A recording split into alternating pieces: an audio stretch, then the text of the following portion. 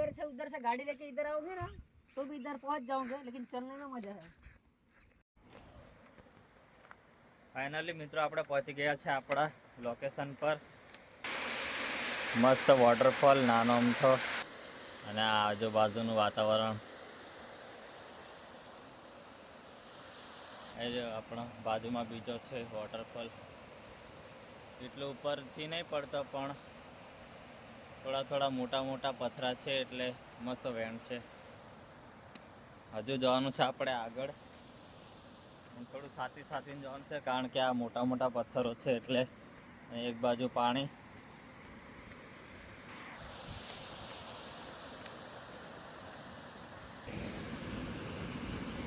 Check કરો guys, કેટલું સરસ પાણી પડે છે।